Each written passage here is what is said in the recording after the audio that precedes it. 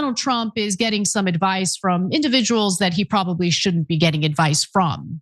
Now, I say that because these are the same individuals who go to the United States into war with Iran, and it has been devastating and incredibly embarrassing.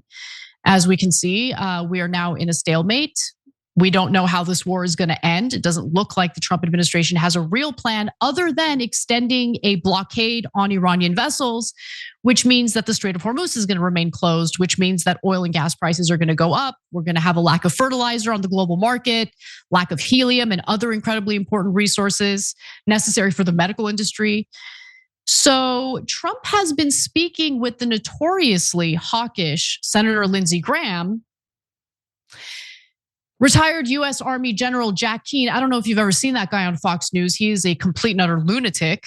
And Mark Thiessen, a Washington Post columnist and former speechwriter for George W. Bush's administration, who has been urging the president to kill more of Iran's leadership.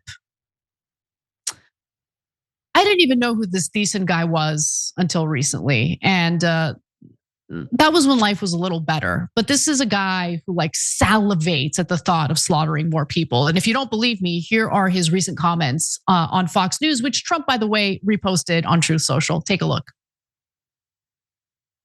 If there are two factions in Iran, one that wants a deal and one that doesn't want a deal, let's kill the ones that don't want a deal.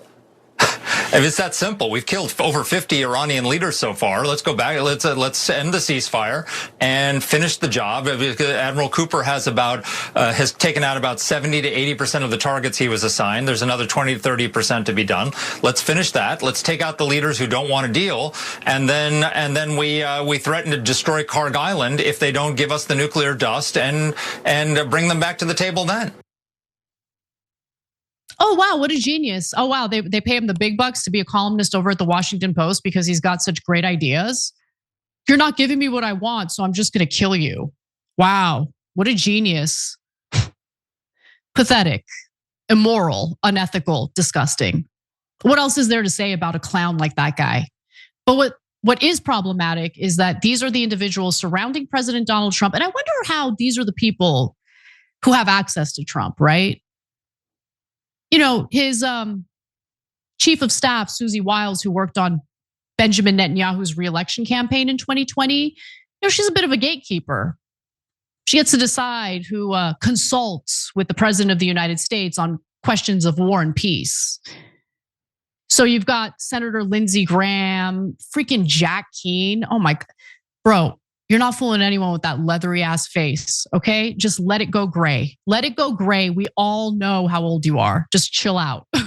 But aside from that, he's a total lunatic and has only provided commentary on Fox News that has proven to be disastrous because Trump has followed through with that advice. And we are now in a stalemate with Iran with the Strait of Hormuz closed. Oil prices are skyrocketing.